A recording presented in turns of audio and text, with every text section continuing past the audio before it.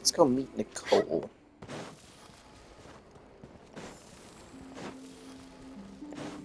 Huh? Interesting that she's over here, apparently. Well, Nicole's actually over here.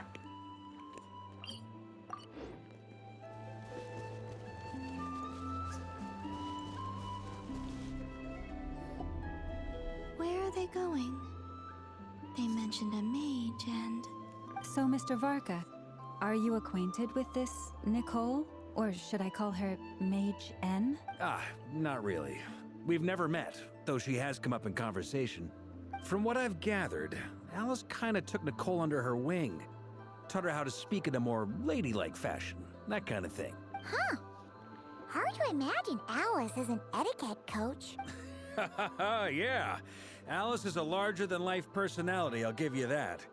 But then again, that's why she's able to draw such an eclectic mix of people into her inner circle. If I remember correctly, being an interesting person is actually one of her main entry requirements. So, if you ever wanted to join the Hexen Circle, I'm sure you'd both be eligible to apply. Hey! Don't go around making promises on Alice's behalf. I wouldn't dare. I'm just trying to paint a picture of the Hexen Circle for you. Okay, sure. Anyway, since none of us have ever met Nicole, how are we supposed to find her? We can't just go up to every woman in sight and ask, "Hey, are you Nicole?" Maybe something she's wearing will give it away? Like, a wind bloom pinned to her chest or something. Wait a minute. Alice never said Nicole was from Mondstadt. Oh, true.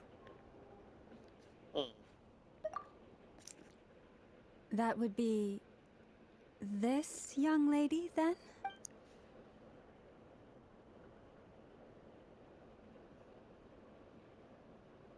Hey there! Sorry to disturb you, but... Varka, Knight of Boreas of the Knights of Favonius.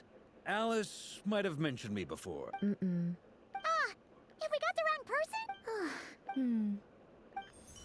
When I shook my head, I meant... No, Alice hasn't mentioned you before. Huh? Where is this voice coming from? My apologies. For certain reasons, I am unable to speak. This is the only way I can communicate with you. It might take some getting used to, but I hope you can understand. Hey, it's fine. I'm more shocked by the fact that Alice never speaks about me.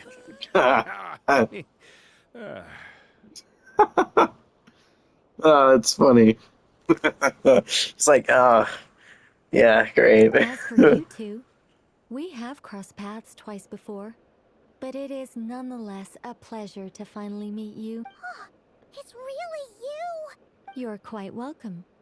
This time, things are different. We have reached the unwritten pages of the story. You might say that we stand at the crossroads of fate. Now then, allow me to formally introduce myself. My name is...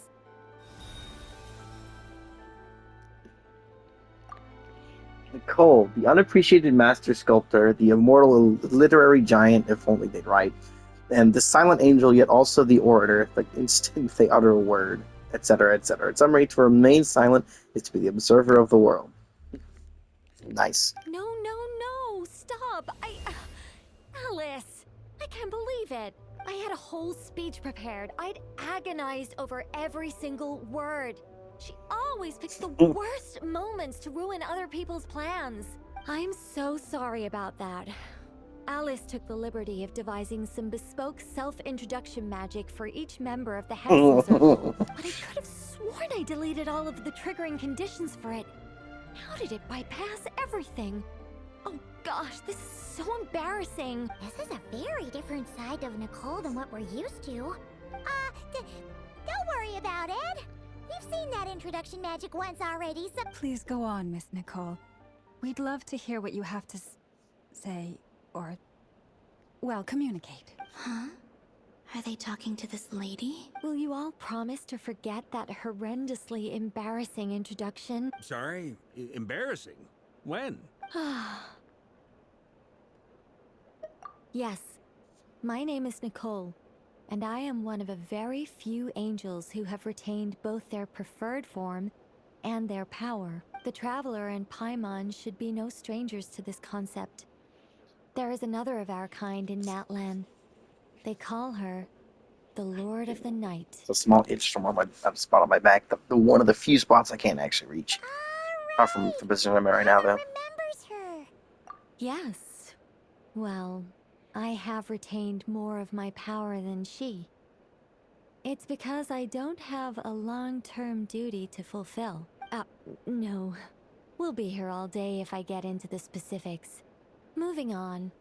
If I'm not mistaken, you are here because you wish to learn how one might reach the moon beyond the sky. That's right. Is that something you can give us any guidance on? Yes, I do know a way. It began with the Hyperboreans, who lived after the War of Funerary Flame. Blank looks. Or maybe not. It shouldn't be an issue. I'll fill in the gaps for you when What we is have she doing? more What is time. Colin doing right now? Anyway, after that war ended, the three moons retreated to beyond the false sky. The Hyperboreans were humans I once aided. They accepted the civilization and creations bestowed upon them by the angels. But despite accepting many blessings of the angels, many among them still held on to their faith in the moons. They were reluctant to accept the new order, even after the War of Funerary Flame. They sought to contact the moon goddesses beyond the sky and receive their guidance. But all three had passed away by that point. This mage has a unique method of communicating. Yes, but they did not know. And so, still they prayed for the moon goddess's mercy. After building titanic structures that consumed vast amounts of Kuvaki, at last they glimpsed the moons and heard their voices. But of course, they were gravely disappointed. For it was then that they realized the three moon goddesses were dead. It is. Humanity was in a very sorry state at that time. The angels who had once aided them were gone, and the War of Funerary Flames had left them homeless and destitute. Just a second, I gotta ask. How relevant is all this history to the task at hand? Well, I mean, it's... Okay, it seems we've drifted into irrelevant narrative waters. It's been a while since I've had the chance to speak inside someone's head. As soon as I got started, I lost control, and what I'm trying to say is... Right, yes, that's it. The relevant part is the ritual created by the Hyperboreans. The fact that they bypassed the false sky and saw the true moons implies that they successfully built a connection between Tevat and the outside world. Which means, with enough Kuvaki and a sufficiently stable connection, it should be feasible to send one person over the border. Okay, so they built some kind of portal? Oh, Is something wrong? I just didn't expect you to summarize it so well. It turns out I could have said all that in one word. No, please, it's fine.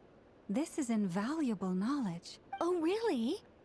Well, in that case, I suppose I could backtrack and add some more detail. I love Colin, I you did just gloss always in the over a few background. things so far. Whoa, time out. Let's summarize what we've got first. It's like, hold on, before we go on another tangent, we got work to do. The Hyperboreans were the last ones to use this method, right? So we somehow need to find whatever structure they built and make sure there's enough Kuvaki to power it up. Luckily, we have the moon marrow of both the eternal and iridescent moons, so we're all good for Kuvaki. Which means the key issue we need to focus on is finding the place. Am I right so far? Yes. Although I expect the structure is long gone by now. That said, what if we could take advantage of the phantoms to travel back to a time when it still existed? Well, travel back isn't quite accurate. It's more like we'd be creating a handshake between 2 points in space-time. We wouldn't even have to pick a time when it still existed. It could just be a time when it still appeared in phantom form via projection, or we could project our own phantoms. Yes. You look lost. Yeah, things got a little, technical there. All right. Let me think about how to put this more simply. Over the next few days, I'll search for phantoms that we can use. Once I find one that meets the I'm gonna find criteria, out Caleb's I'll let you locations. know and we'll regroup. I've had actual issues when it comes to his stuff giving me notifications. Oh, I see what the problem is. Why is Caleb's house so fucking large on this? Holy fuck. Who made this?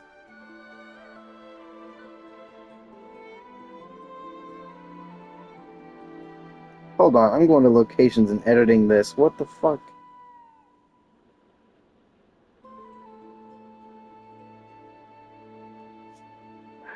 Really? Why did we add Caleb to the stupid Life 360? And why did they make his house fucking connect to ours? Like it fully overlaps. Why? Yeah. By completing certain rituals, specific individuals will be able to enter the Phantom and make it to the Hyperborean structure. If everything checks out and it looks feasible, we'll just need to wait for Moon Prayer Night, and we can send the Moon Goddess back home. I'm really skimping on the detail here. I think so. For now, we'll just wait to hear from you. Yes? Great. Counting on you. In the meantime, we'll focus on finding the Moon Goddess's name. My name? Are they looking for a way to stop me from disappearing? Excuse me, Miss... Go on, Miss Nicole. This conversation was a little all over the place. I am Lauma. Ah, I did wonder. I noticed that you listened very intently when I spoke about Hyperborea and the moon's history. If you'd be interested, I'd love to visit you this evening and go through it again in greater detail. Also, if you were serious about making a record, it would be too risky to simply write down the raw details as is. I would suggest some tweaks. Maybe rewrite the stories as fairy tales or fables. Anyway, we can cross that bridge when we come to it. So, see you later then? Oh, and no need to prepare anything. Just a cup of tea will do. See ya! She seems friendly. Ah, it's so nice to find someone who's actually willing to listen. I've been dying for a chance to finally go through all this systematically from start to finish. Now Paimon gets why Alice told us to mind our heads. What did I tell you? A lot of quirky people in Alice's orbit. Now then, the next order of business is, where do we start looking for the Moon Goddess's name? Maybe the rest of what Nicole has to say might give us some clues. Once I've heard her out, I'll summarize the salient points and share them with you all. I'm also inclined to review our other documents.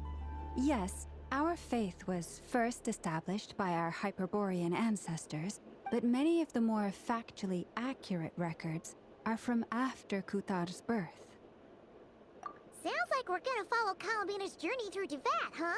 In that case, we'll start by heading to the Frostmoon Enclave. Sounds like a plan. Take this with you. I'll see about getting in touch with the Fatui. It'll probably just be Arlecchino and Sandroni again. They're the only ones who would want to help. Thank you, Mr. Varka. Don't mention it. Honestly, I'm more comfortable dealing with the Fatui than prying into the details of a young lady's childhood. Catch you later. I should follow them. Well, I guess she's still just following us.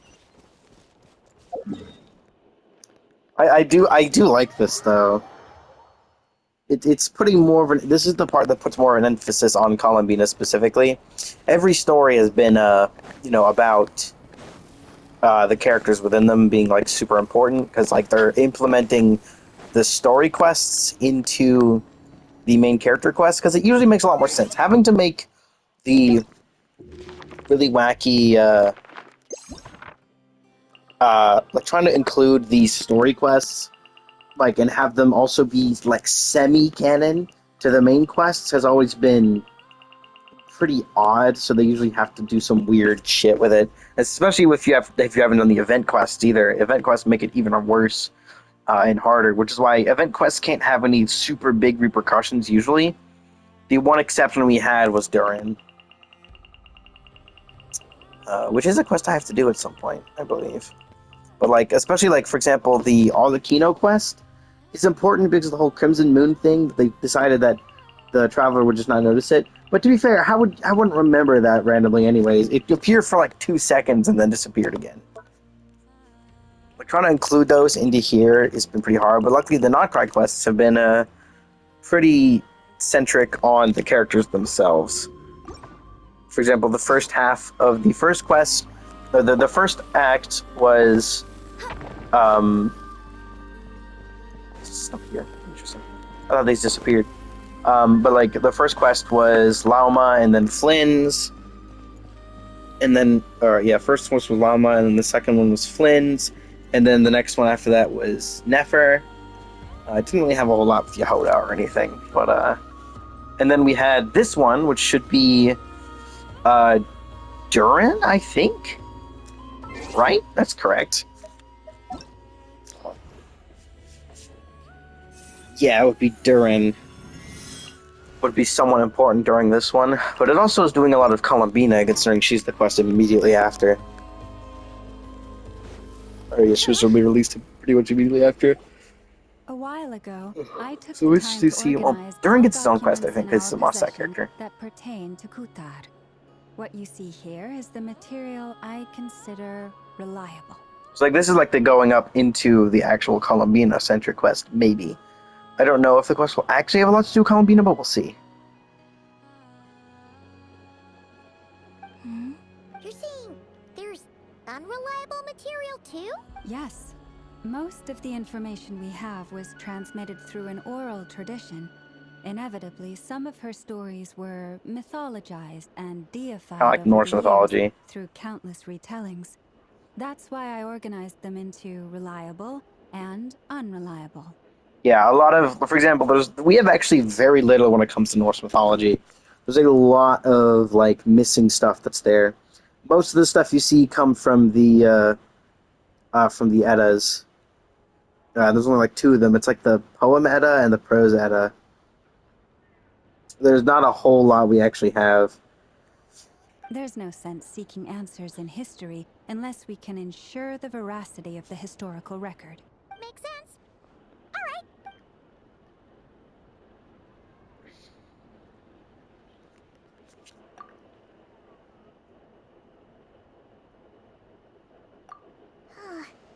Almost all these records refer to Kutar instead of Columbina. Although neither of those is her real name. What we can gather from these records is that the Frostmoon Scions worshipped her as a god, placing impossible expectations upon her. I cannot fault them for their earnest faith, but for all their devotion, worshipping her day in, day out changed nothing. I imagine that none of it resonated with Columbina. It wouldn't surprise me if, even back then, she had already begun to reject the name Kutar and everything it represented. Lauma speaks the truth. When I heard them call upon Kutar with hope and expectation in their voices, they may as well have been calling upon somebody else. Well, that's a bit complicated. I looked at the level of detail, perceived authenticity, prose style, and how realistic their portrayal of Kutar seemed to be. Amongst the Frostmoon Scions of today, only I know of her existence, and I alone have spoken to her face to face. As such, I know that there are certain things she simply would never do. That being said, I have sensed some changes in her lately. Changes? Seems like this is getting us nowhere. For what it's worth, why don't we check the unreliable sources too? Sure. Give me a moment.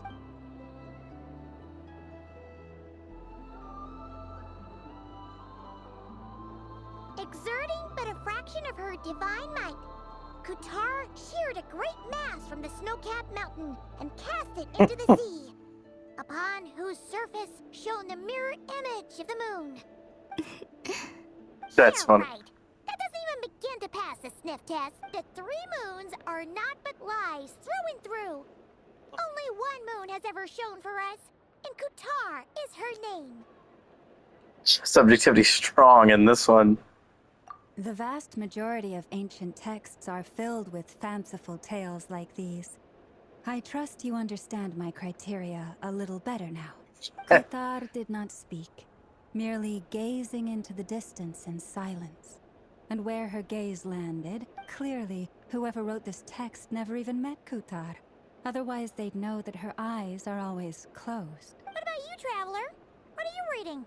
Come on, let the child wish to build a wooden nest with which to shield a fledgling bird from the cold. But being so young and lacking in strength, the child could not snap the branches from the trees. Kutar was passing by. Upon seeing the child, she summoned forth the Kuhenki, who built a beautiful nest for the child.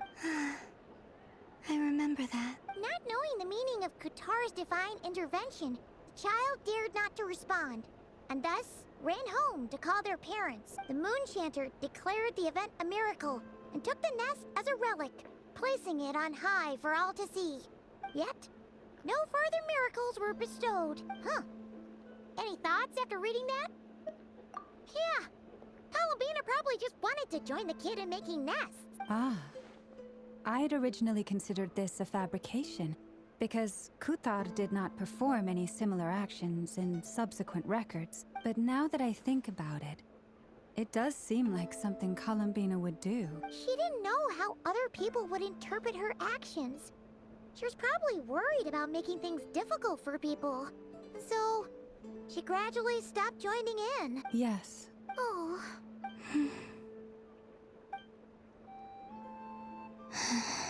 And now, I can make no such gestures of warmth. Still no name. That's a bit of a shame. But we did learn some interesting stories. That's gotta count for something. Barca said he was gonna set up a meeting with Arlecchino and Sandrone, right? Let's go back to Nasha Town and see how he's doing. Okay. Cool. Let's start this. Pop this one to start a new one.